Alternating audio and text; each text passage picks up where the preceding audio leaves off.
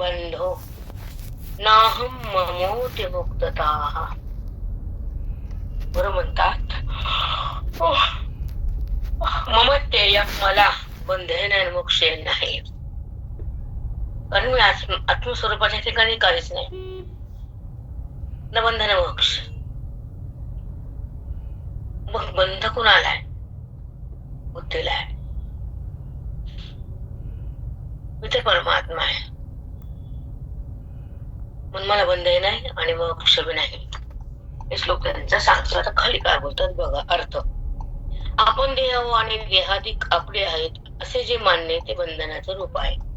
मी देह आहे आणि हे देहाधिक माझे आहेत अशी जी कल्पना आहे ना, बुद्धीचे संस्कार अज्ञानामुळे उत्पन्न होतात आणि ज्ञानामुळे बंद होतात. गुरुच्या बोधाने निवृत्त होतात आणि आत्माकार बुद्धी सतत राहते. ही जीवनमुक्ती. देहाकार वृत्ती म्हणजे बद्धता. मग वृत्ती देहाकार राहावं का आत्माकार राहावं हे त्याच्याने पहा.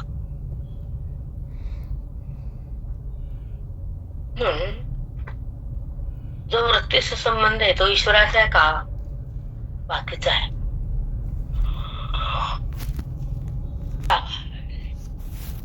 मी तर काय बोलले की आपण देह आहो आणि देहाधिक आपले आहोत असे जे मानणे ते बंधनाचं रूप आहे. मी देह आहे आणि देहाधिक देहाच्या संबंधाने जे देहाचे संबंधी माझे येत असं का म्हणले तर तेच खरे. देह मी का देहात मी, दोन प्रश्न आहेत वेदाचे. मी देह का माझा देह का होतात. मी देह का देहात मी देह नाही. हे बुद्धीला समजतं ज्ञानानं. तेव्हा कळतं तेव्हाची जागी होती. कशाने केव्हा जागी होती, कशी जागी होती, का जागी होती, कुणामुळे जागी होती बुद्धी? वेदामुळे, गुरुच्या बोधामुळे, अंतःकरणाच्या अध्ययनामुळे बुद्धी जागृत होते. तिचा अभिमान संपतो. देहाचा संबंध जातो इंद्रियाचा.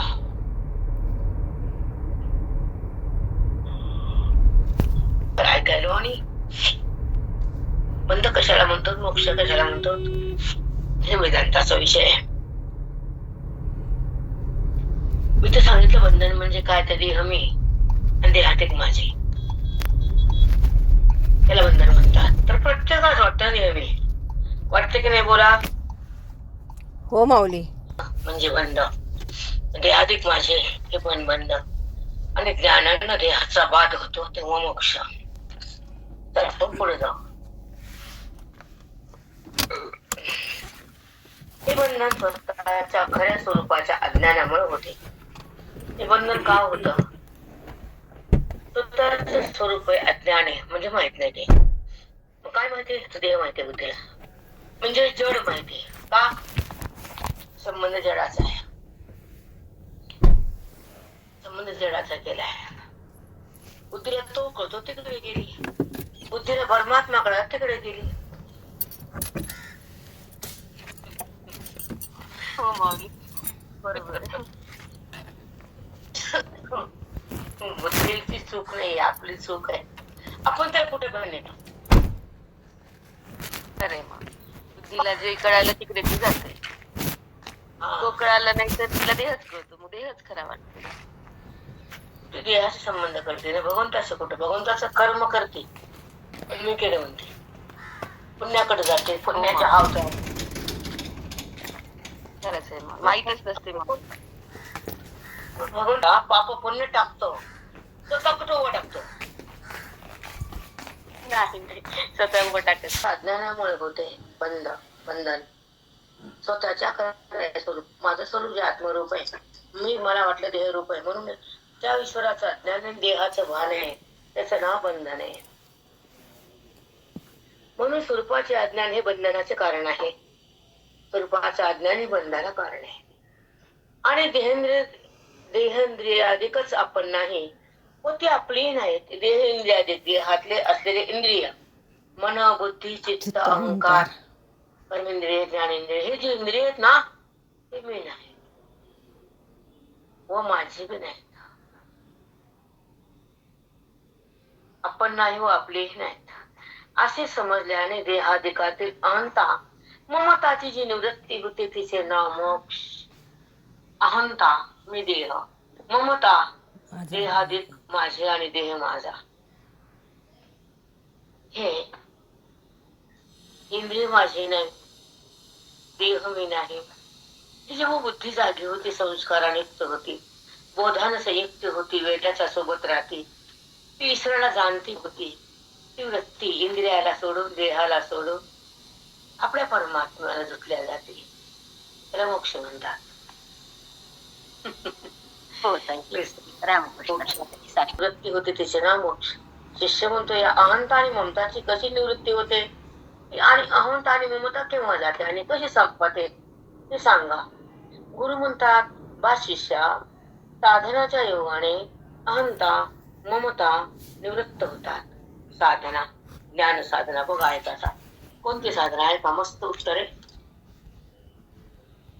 एक सांगू तुम्हाला, मन राम होत, जन्म मृत्यू बंद होतात आणि बुद्धीचा प्रवेश ईश्वराकडे होतो.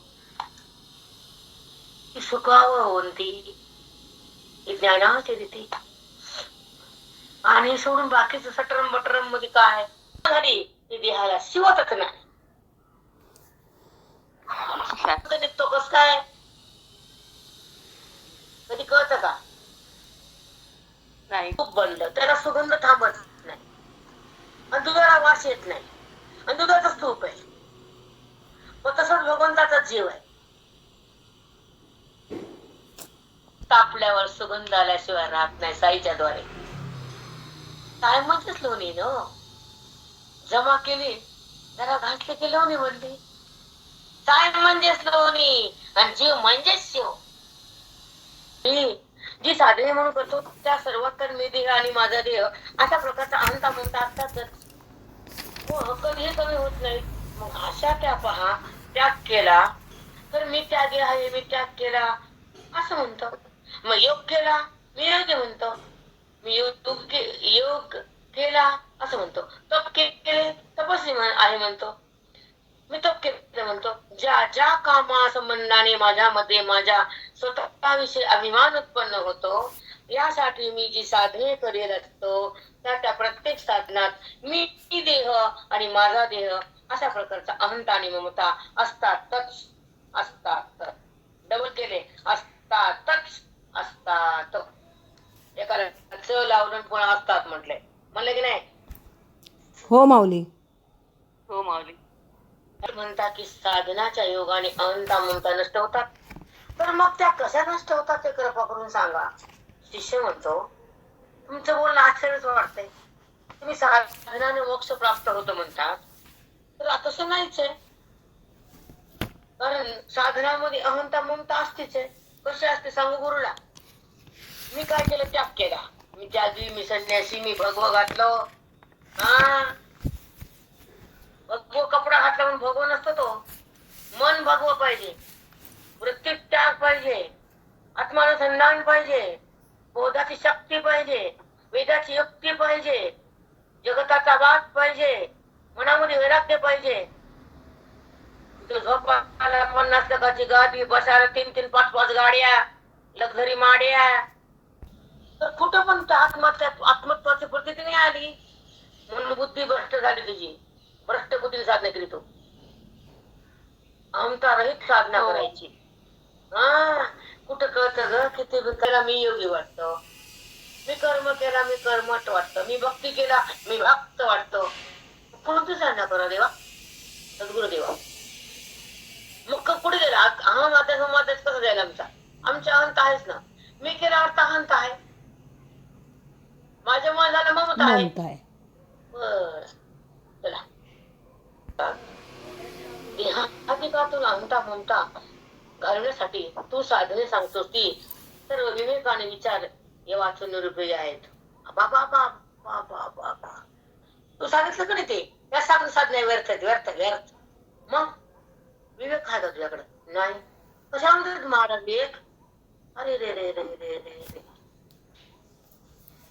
एवढ्या वयात तुला साधना माहित नाही, विवेक माहित नाही. नाही बापरे. ठिकाणी विचार या वाचून निरुपयोगी आहेत, की साधने निरुपयोगी आहेत.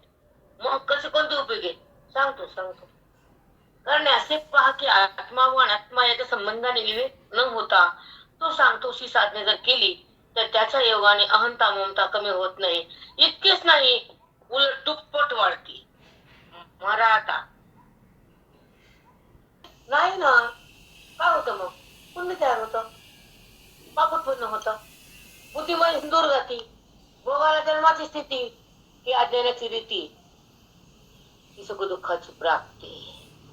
माझे नाही पण त्या टक्कर गोदामध्ये होत आहे. आ सद्गुरु ती विषयाकडे कार होती गुरुच्या कृपेमध्ये. ही खरी पूजा आहे, ही खरा धाम आहे, हे खरं क्षेत्र आहे. त्या ठिकाणी हरी प्राप्त आहे. ते जायचं कुठं? अनात्माच्या संबंधाने विवेक न होता तू सांगतोशी साधने जर केलीस, आत्मा व अनात्मा याच्या संबंधाने विवेक न होता तू सांगतोस ही साधने जर केली तर त्याच्या योगाने अहंता ममता कमी होत नाही. इतकेच नाही, पण उलट दुप्पट वाढतात. मात्र कारण ज्या जातीचा आणि ज्या वर्णाचा जीव असेल त्या जातीचा व त्या वर्णाचा अभिमान अगोदर त्याच्या ठिकाणी असतोच. आणि तसाच जर अविवेकाने एखाद्या पंथाचा वेश त्याने धारण केला तर त्याचा त्या वेशाचा आणखी जास्त अभिमान उत्पन्न होतो. म्हणून विवेकादी साधना वाचून त्याग केल्याने सुद्धा अभिमान जात नाही तर नाहीच, पण उलट वाढतो. तो जीव गृहस्थाश्रमात असो तेव्हा क्वचित एखाद्या साधूची नम्रपणे सेवा करण्याची तरी त्यास हौस असते, पण त्याग केल्यावर तर तो जीव गृहस्थाश्रमात त्यागी झालो असा अर्थात सर्वजण मला एक सहा मान देतील व माझा आदर सत्कार करतील असा अविवेकाने त्याचा ठाई अभिमान होऊन तो वाढतच जातो. अशा वेळी त्याला कोणी सद्विद्येचा उपदेश करून लागला तर आपण त्यागी आहो, आपल्याला आता भगव घातलं येतो तर त्याला वाटते. मी म्हणतो मी त्यागी ना, मला जगाने यावं माझ्याकडं, नोटा द्याव्या, गावाची लिस्ट करून पैसे गोळा करावे, चालाचे चंदी मग बँकेत टाकायच्या. अरा जिवंत नरक हे, जिवंत नरक. लिहिले तरी सांगा, मी सांगितलं काय लिहिले? सांगा, मी सांगितलं का? नाही माऊली. इकडे बरोबर म्हणायचं, तिकडे नावाचून त्याग केल्याने सुद्धा अभिमान जर जात नाही पण उलट वाढतो. तो जीव गृहस्थाश्रमात असतो तेव्हा तरी क्वचित एखाद्या साधूची नम्रपणे सेवा करण्याची तरी त्यास हौस असते. पण भगवं घातलं मग आता मी त्यागी आहे, माझी सगळ्यानं मान मरतो का करावं, चला करा बाप्पा, त्यास हौस असते. पण त्याग केल्यावर तर जीव गृहस्थाश्रमात जागी झालो, सर्वजण मला एका असं मान देतील व माझा आदर सत्कार करतील असं अविवेकाने त्याच्या ठाई अभिमान होऊन तो वाढतच जातो. अशा वेळी त्याला कोणी सद्विवेचा उपदेश करू लागला तर आपण त्यागी आहो, आपल्याला आता याचे ऐकायचे काय जरूर आहे असं समजून त्याचा उपदेश ऐकून घेत नाही. म्हणजे हे कसे झाले तर मांजर काढून टाकल्याने उंट येऊन पडला अशी जी एक गोष्ट सांगत असताना तिच्यासारखे झाले. या दृष्टांताची पुरी गोष्ट तुला सांगतो, ऐका. एका घरात तिला कोणीच नव्हतं, तिच्या दारात मांजर, थोडक्यात सांगते आता वाचत बसत नाही, ते मांजर पडलं. तिला इतके कष्ट झाले, आता कसं टाका काहीतरी प्रयत्न करून ती मांजर गावाच्या बाहेर टाकायला गेली. तितक्यात उंट येऊन पडला, मेला. आता मांजर टाकता येते, उंट कसा वडावा, तसा छोटा अहंकार काढता आला, मोठा अज्ञान कसं काढावं? कारण आहे वैराग्य भगव घालणं, काय मुंडन माला, काय काय काय काय करते ग, त्याच्या नावाखाली भिका मागते, चोऱ्या करते, दाखवू म्हणते, काहीही पण करते. आता हे महाराज लोक लाख घेते, लुटारू देत नाही, ते होत नाही. उलट अहंकार वाटतो, त्याला वाटतं मला सत्कार करा, मला आदर करा, माझ्याकडे या, मला भेटा, मला चांगलं म्हणा, मला नोटा द्या, माझी मिरवणूक काढा, मला जागा वाटा, घर गाव हातात या. अग माय माय माय माय, केवढा मोठा बोक आहे. लांडगा लांडगा बोक. श्री ज्ञानदेव तुकाराम हरिनाथ भगवान की जय. जय माऊलीने. तुझी काही कर्म करशील, भव्य होशील, ग्रहस्थाश्रम सोडतील. मी ब्रह्मचारी झालो, मी घरात नाही, मी हे केलं नाही, मी लग्न केलं नाही, पसारा वाढला की गावाचा. हे ते आपला आपला असतो, त्यांना गावाचा आणला. चलो वारी